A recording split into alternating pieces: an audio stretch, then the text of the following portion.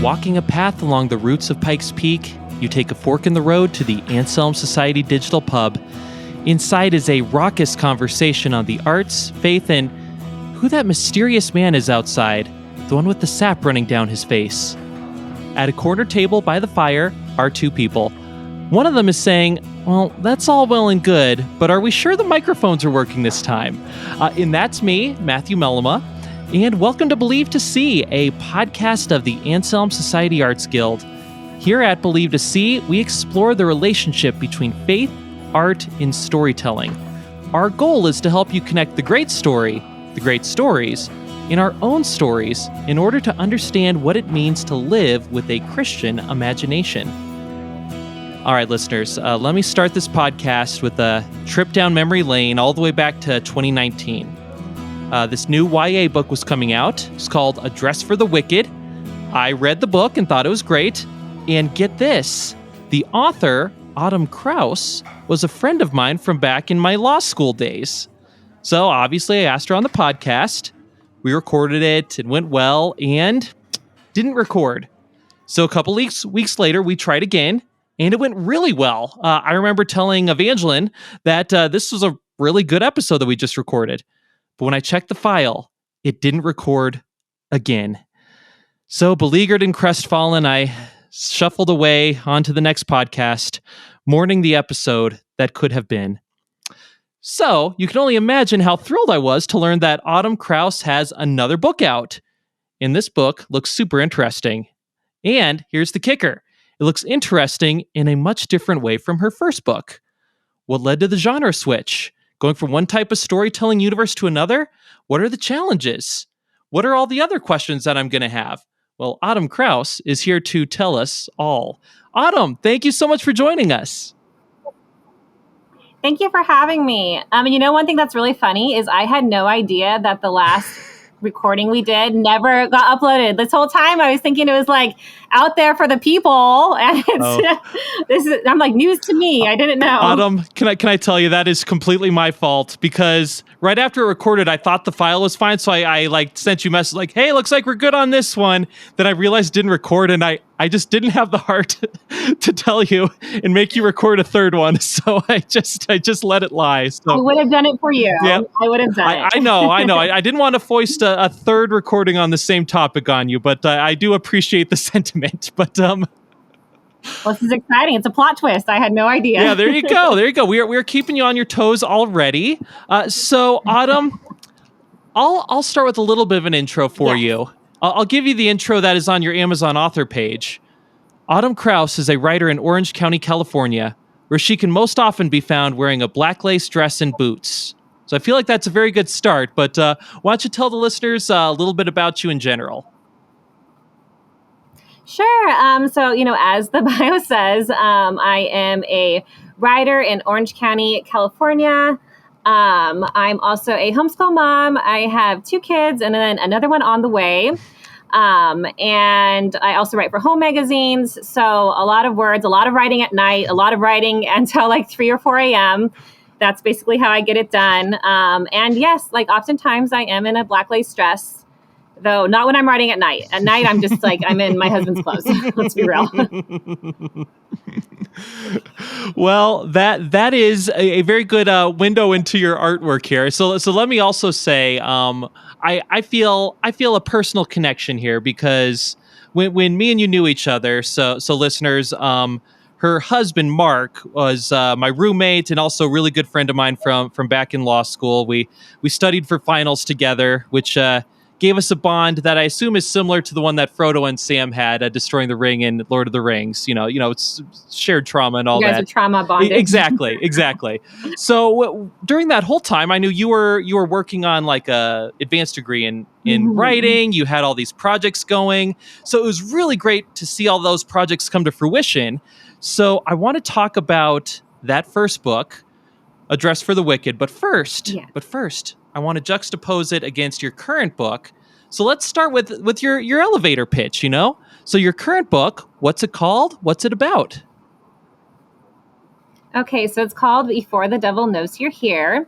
And I guess the elevator pitch would be that I used the folklore story of Johnny Appleseed and then just kind of jumped off of that with the idea of somebody who has to wander around planting these cursed seeds. And so in my version of this dark folklore tale, it's like a horror story. And he has made a deal with the devil. And so he is, just wandering around planting these cursed orchards that basically kill anybody who eats from them. And then my main character, she's inspired by my Mexican heritage. She is a poet who is drawn into the woods to have to then go kill Johnny and rescue her brother. And their paths entangle in many different ways. Wow. So just starting off with that pitch, basically Johnny Appleseed, but a horror story. I mean, I think that's the winner right there. Was that how you pitched it to the publisher? Yes, it was. And a lot of them were like, a lot of editors, like really loved the concept, but they were like, we don't know, like if this, like how to market this, like everybody wants like fairy tale retellings. Like this is just so different and weird and out there. And I was like, yes, that's the point. Yes, you get it. But luckily it found its home. There we go. Yeah. So I am so fascinated by the different elements you have woven into your current story. And I intend to get into each of those threads that you're weaving together one by one. Sure. But I am really interested in how different this is from your first book. Because, as you know, Autumn, a lot of times when writers are getting going, there's a lot of pressure with what genre you're going to find, right? Like you need to find your niche genre with this sort of expectation that you are going to stay there, right? Your first book was a YA fantasy novel, takes place in sort of this fantasy world, and so very different from this. So what was the thought that went behind doing the switch from one genre to the other? Mm-hmm. No, definitely. Well, what is so interesting is to me, they actually don't seem that different because they are both kind of like historical alternate histories where I've taken a point in history, completely made it my own, made up my own kind of like whole world and inserted it into this period of history where, a lot of us will already have some kind of like common references. So like Address to the Wicked really touches on like a lot of Victorian Gothic themes, whereas Before the Devil Knows You're Here is really personifies like American Gothic. So I'm like, they both have kind of like a very like deep and dark atmosphere. They're both like YA. I will say Before the Devil Knows You're Here is a lot darker, but even before Address to the Wicked, I feel like some of the tones that readers did pick up, definitely have some dark tones. And also in earlier versions, it was a lot darker, but it got more revised as time went on to make it a little more commercial, which is, something you always come up against as you're a writer. So then one thing I was thinking is, if I really want to just like let my imagination at play, what I can do is, like if you go with more of like a genre that already is kind of like established as very dark, like horror, reader expectations are already built into that. And so you don't necessarily have to make it more commercial. That is interesting. So that's some of the... No, that totally makes sense. And as you're saying that, it's sort of all clicking together in my head because I think I'm going by like the sort of the first blush, right? So like, for Address for the Wicked, it takes place in like fancy houses. People are making, fancy dresses for very people. Good in society. Yeah, exactly. In the city versus the wilderness. Yeah. Exactly. Whereas one, it takes place in like the deep in the woods. It's Americana. It's dark. But you're right. When you peel, we have the classic journey into the wilderness. Exactly. But like you mentioned, if you peel it back one layer, it's like, okay, they have very similar sort of vibes. They're both sort of alternate histories. So it sounds like then you would say in response to me, when I'm like, wow, this is such a big genre shift, your response is like, not really. To me, it doesn't seem like as different. But then, like when you were saying that, I was like, oh, maybe it is completely different. So it's good to get outside perspective, and to see what people think of it. Yeah, tell me about the folks who've read the first book and read the second. Have you noticed that you've been getting similar feedback? Has the feedback been different? So the feedback has been tremendously different. And I think like a lot of it is that I have really grown as an author. And so as far as like a craft perspective goes, Before the Devil Knows You're Here, I would say is a much more intricate story. That I was able to really stretch my creative muscles in. It's like a dual POV, dual timeline. Also, I will say, like, so far the critical reception has been very different. So do you know like what Kirkus is? Kirkus Reviews? Yes. Okay, because like for a lot of people, it's like insider baseball. Like I'm trying to explain to like my mom and my sister, and like they have no idea what it is. But it's it's like a traditional reviewer. And like they're notoriously very, very difficult. And so like for my first book, like they did not like it at all. They like completely like trashed it. Like was devastating. But then for this book, like they literally actually like gave it a star, which is like very, very rare. And this actually information is coming out tomorrow. Ooh. But they actually even put it on like their most anticipated fall list. Oh, that's amazing! Of which they only picked 30 books for that. I know. I was like really excited. I was shocked, to be honest with you. I was shocked. So the critical reception and even reception from early readers has been overall a lot more positive. And I try to just take that as like really encouraging, like a sign that, I've really grown as an author. No, absolutely. Absolutely. Like, I feel like if you're an author or any other storyteller artist, I think that you should always be able to point back to what you were writing and to what you are writing and be like, okay, I see growth there. It's just a sign that you're, Yeah. And it's like so hard because like for Address to the Wicked, like I deeply loved that story. It was my very first book. So I'm still, like even to this day, like sensitive, like when I think about it and think of like, different like mean things online I've read about it and stuff like that.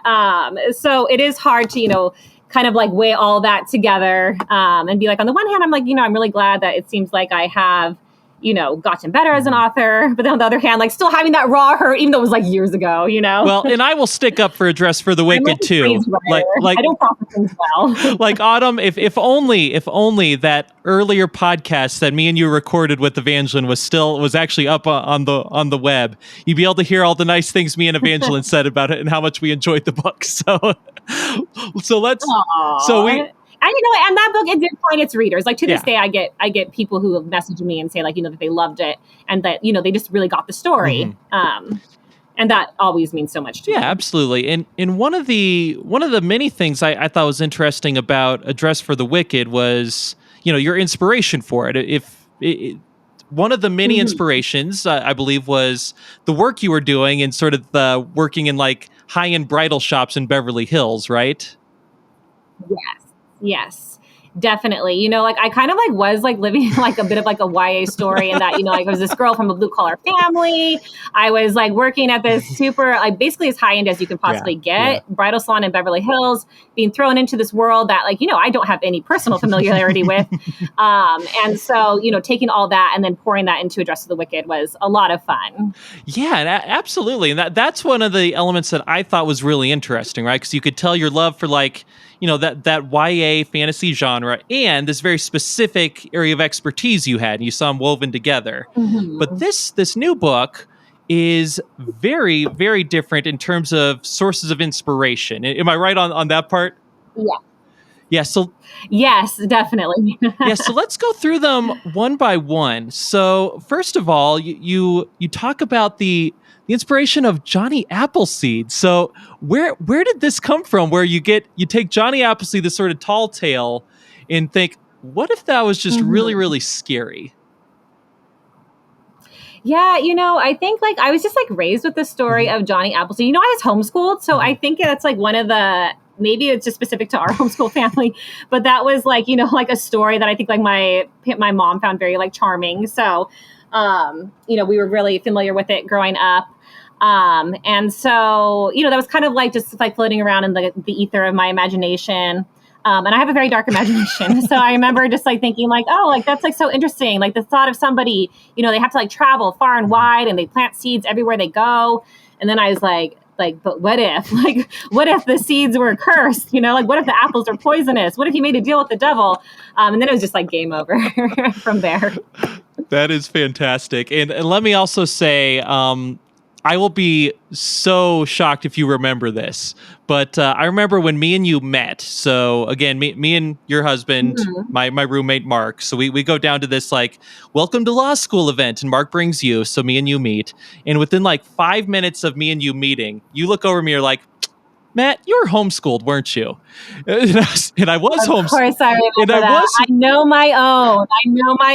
Yeah. And I was like, how did she tell? I thought I could cover this so well. You thought you were passing. Yeah, I thought I was passing, but apparently no. Just something in my. I was like, he's way too energetic. He's way too sincere. I know what this is. I know all about this. Exactly. Only homeschoolers smile. Exactly. Only homeschoolers smile in that one particular way. So. Yes, a secret society that me and you were both involved in. So let's take. So that's the first element there. Johnny Appleseed, dark twist. Then there's this other element here. So explain how this works. So the story takes place 1836 in Wisconsin, but it also has a Latin American feel. Put those two pieces together for me. It does. Yeah, so like I am a triracial author, so I am white, Japanese, and Mexican. So that's like a big mix. And so, but I think the one thing that's really interesting about, having this big minority side is like American history. You see it through a very specific and very different lens. And so I really wanted to have a story told through the lens of a Mexican American heroine because like you don't see it that often, in America, like usually if it's like a historical fantasy, usually, the main character is, like white or, European.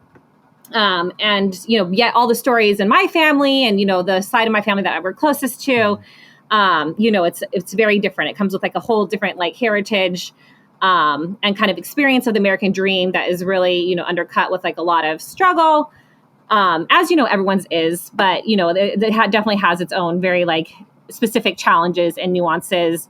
Like my Japanese side was like in the American internment camps. Like my Mexican side, they were basically field laborers. So like lots of sweat, blood, and tears alongside the American dream. And so I really wanted to like capture that. And so it only made sense to touch into that side of my heritage. And I'm like really glad I did. Like I think it was really fun to be able to write about like Mexican culture specifically, and have the heroine. She very much is like she's also she's half white, so she's very much like me. And that like like she was raised around this like really rich, beautiful culture, but for example, like doesn't really speak Spanish, just very basic stuff. But has kind of like these little like things that she has received from her heritage, like, like an ofrenda, and also like the, Catholicism and stuff like that, stories from her mama that, she will always carry with her and that are deeply woven into her, because that's very much like me. So I wanted to have a character that really captures that. Yeah, absolutely. And so that part absolutely makes sense. My question though is, I can see having a story like that taking place in like, say, Southern California. But when I think about it, I don't think about Wisconsin when I think of those stories. So what am I missing there? Yeah, I think that was actually something I specifically also wanted to do, is that, like for a lot of people, they're like, oh, but there were no like, minorities in these other states. But, if you trace roots, there definitely are, they're everywhere. And so like I specifically did want to have that. And also, I picked Wisconsin because of, their apple lore, their apple culture, the agriculture with apples is really, really huge there. So it made perfect sense. But then I also made very, very careful or very certain to make it to have like a credible reason as to why, like how her parents met. I had the father traveling, going with a trader because, trade had just opened up between America and Mexico at that time, on the Camino Real. And that's how he met her mother, and then also, she was out of Mexico because of the Civil War there. And so I really made sure to really weave together a very cohesive history that made sense. I'm not just like randomly being like, well, I just want them there, so I'm going to put them there, Yeah. So you did the homework to make it all the math square up. All right. I showed the work. I did. Exactly.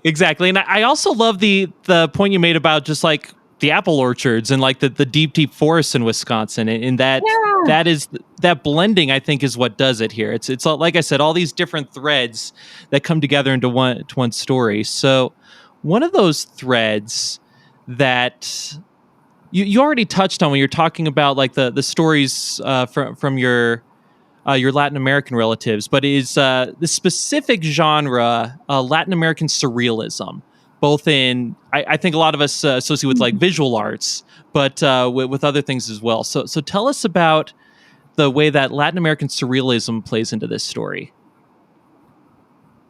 Yeah, I think like it really is kind of like a descent into like the bizarre and like magical realism, like magic being woven right into the natural world, which you see a lot of in that genre. And so that was like a lot of fun to really play with and explore. Like I made up like a lot of my own magical creatures that she, encounters along the way. And some, so from scary to, kind of more benign. And, kind of taking that magical realism, but then also kind of tracking that onto a classical like hero's journey and kind of mixing the two. Because again, like I'm mixed, so it's what I like to do. Like it's just very representative of me. I love that.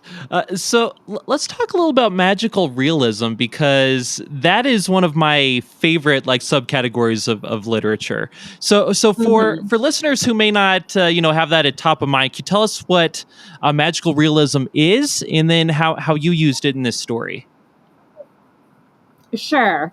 And I do feel like sometimes like everybody has like different like definitions like of it overall.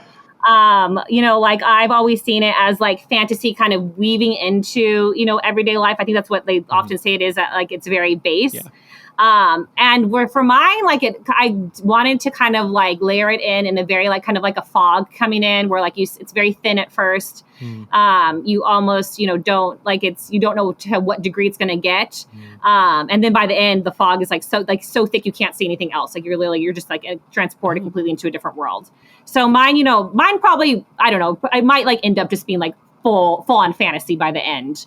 But it definitely, starts with a bit of like a kind of a slow descent into it. And there's like a lot of descents in the story. There's like a descent into the wilderness, a descent into the underworld, a descent into madness. And so it just worked very thematically with it. But as I said, like, towards the end, it might just be categorized as full on fantasy because like, like we're in hell. Like, so that is a really interesting definition. And like you said, like there's lots of different definitions of magical realism, right? There's no one definition. So many. It's like it's confusing almost after a certain time. Yeah, the one I always heard was it's basically like it's played like a straight literary story, right? So it's a story that would take place like modern day, like any other, but then there's a magical element that's introduced without like explanation. It's like, oh, I guess this magic exists in this world, like it's a normal thing. And that's an interesting thing. I really love your definition where it's like, it almost seems like they introduce a little bit of magic at first, and then introduce a little more. And then so almost like the frog in the pot that's slowly boiling. Before the reader knows it, whoa, we're just in a magic world. Realize. Yeah, exactly. So what do you think the effect on that is on the reader? And it sounds like this has to be a very deliberate choice as an author. So what made you choose that approach? Does basically to slowly boil your readers in the water of your story? Yeah, I think it definitely, always has the reader readjusting, being like, oh, like, I think I have a lay of the land. Like, I think I understand, like how extreme this is going to get. And then you like go to yet another level. And so I think that kind of constantly keeping the reader reacclimating to the story, just kind of keeping their senses kind of like fully engaged and like almost like a sense of shock, so like where you almost like don't once you're like hopefully like midway through, you like don't know like how the heck this is going to resolve, like what's going to happen, and so then you're compelled to read. And that's like one thing I've been like really happy to see is like readers have said like like I literally couldn't put it down. Like my acquiring editor, she literally read it in one sitting, which is something I always remember because, she reads books all the time. So like that meant like a lot to me. Like she wasn't planning on reading it all. And then she like literally had to read it all in one day. And so I think that was like a sign of that working successfully at play. Like readers can't put it down. Like it devours them. I hope. a good devouring, of course. Yes. And we'll get into the themes here soon. But that is a really interesting way to think of it, where slowly introducing the magic, it sort of keeps the reader on their toes. Like they can't really get too adjusted and comfortable. And that seems to Yeah, exactly. yeah, and that seems to fit especially well with horror, right? Because one of the things about horror and suspense is Mhm. you never want them to relax. So like picture them, every page there's a little bit more magic. I don't know what to do. So that seems like it could really add to the suspense. Yeah, and so I was like using, the magic as a reveal, but then also like plot points as reveals too, and like basically treating every chapter as like a bit of like a cliffhanger that then fed into the next one. And then, using the two timelines to then, feed into each other as well, along with the magic. So there was like so many threads to this story. Like looking back, I'm like, I don't even know how I did that. That was like so many things to be juggling all at once. But I think it came together hopefully well. Yeah, absolutely. I mean, this is a Kirkus Star reviewed book, Autumn. Remember, like you have that now. you can always call. I know. I'm like, until I die, like even if they hate all my other books, I can say, you know what? I can just say I have a Kirkus Star till the day I die. You are a Kirkus Star reviewed author, just from now and forever. That's just the way it is. It's something like I always like hoped at some point would happen in my career. So I'm like, I was really shocked that happened on my second book. So definitely a highlight in this road to publishing, which is full of lows. Yes. So let's talk about these two different like timelines, these two paths. So what obviously that ups the difficulty level in writing quite a bit. So what made you think it would be effective for this particular story? Well, so Johnny Appleseed, his name, he's just called John in the book. His storyline, again, I can't say too much, honestly, because of spoilers. Yes. But it does, the two stories completely interlock. But also I wanted to show, John's story is the descent. I talked about descents. His is the descent into madness. Whereas, hers is more of a descent, like literally more physically being steeped into this new world. And so like we have kind of like these two parallel descents that work really well together. And again, like I can't say too much because this, again, like it kind of enweaves the whole story. Absolutely. But the two storylines, they definitely feed into each other and like kind of parallel each other all the way until the end. And they do overlap at the end. So yeah, and let me also be clear for both you and the listeners. Listeners, I know you're thinking, Matt, don't get her to give any spoilers because I want to read the book. Don't worry. So let's just say that. No, we're in a spoiler-free zone here, so that is safe. But no, I was on like another podcast and they had to like do this crazy editing thing because I accidentally like gave a spoiler. So as I told you, I'm not good at podcasts. I'm actually really bad at them. It's like I'm trying to get people to read my book, and then I just like tell the whole plot, and they're like, "Okay, we're good." So I got the cliff notes. So let's get all the spoiler stuff there too. So this again, no spoilers, but I am fascinated that one of the main antagonists here is this mysterious, this very sinister, like man of sap.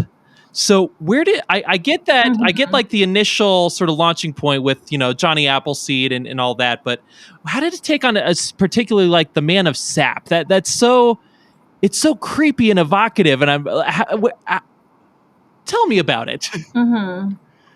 Sure. Well, obviously, like Johnny Appleseed is a very loose, like jumping off point. Yeah. Like this is not the story of Johnny Appleseed. And so I wanted to kind of create my own mythos, my own folklore surrounding it and act like that had been like kind of the story piece that had always been in play. And so I got the idea of the Man of Sap because, as part of his curse, again, I'm trying to think of like non-spoilery things. He's literally being turned physically into a tree. And so he has like, he's always weeping. He has sap running from his eyes at all times.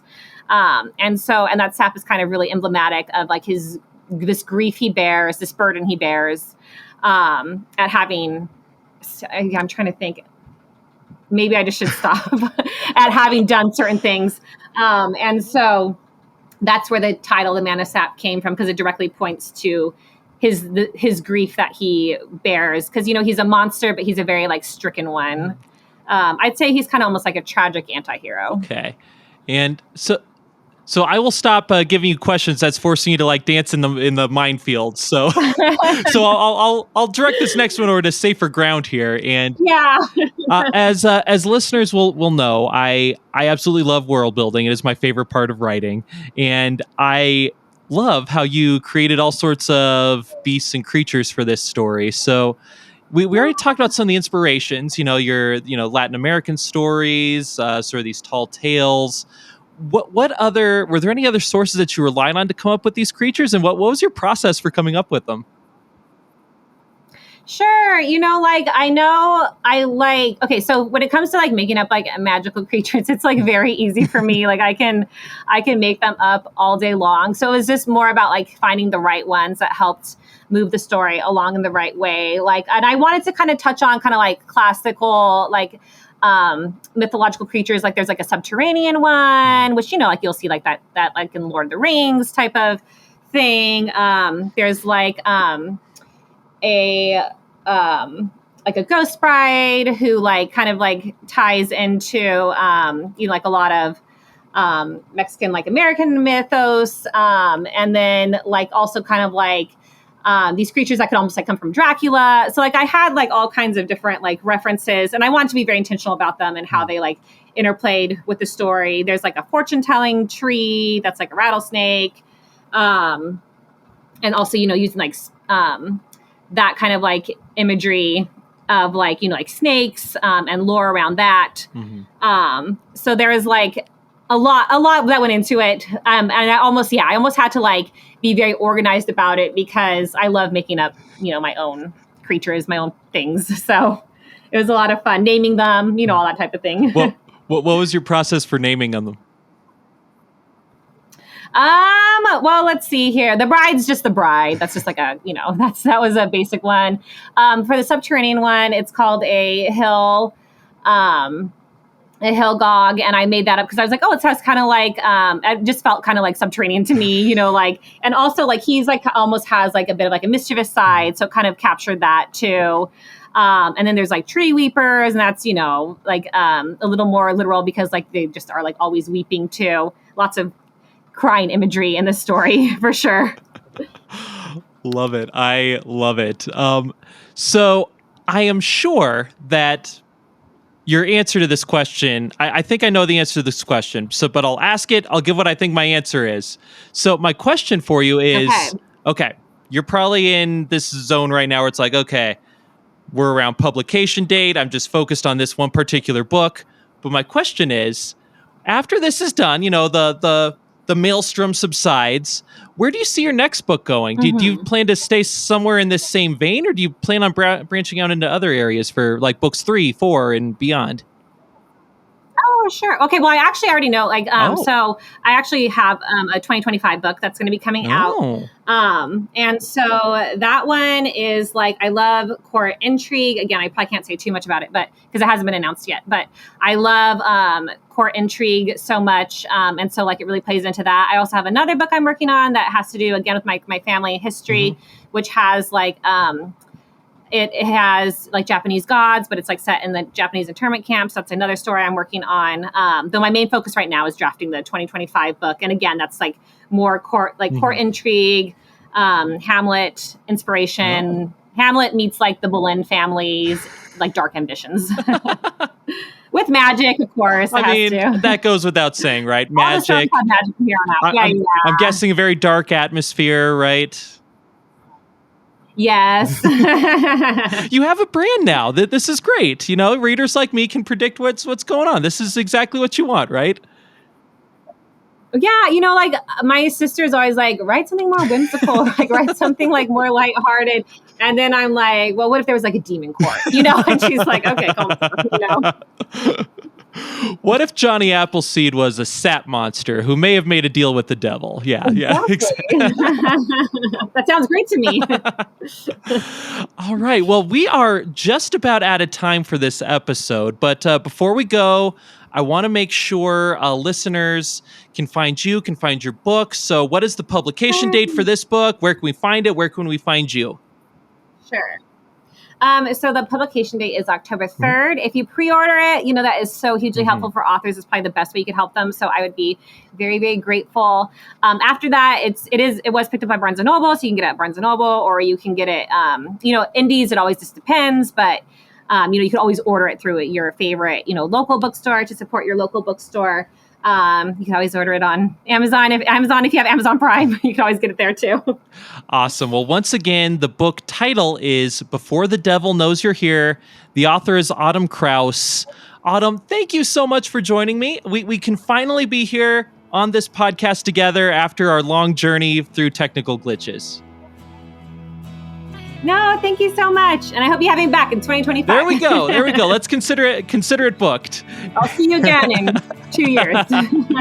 And listeners, as y'all can probably tell, things are winding down at the Anselm Society Digital Pub. The fire is down to embers, the customers are trundling home, and you've polished off your final glass.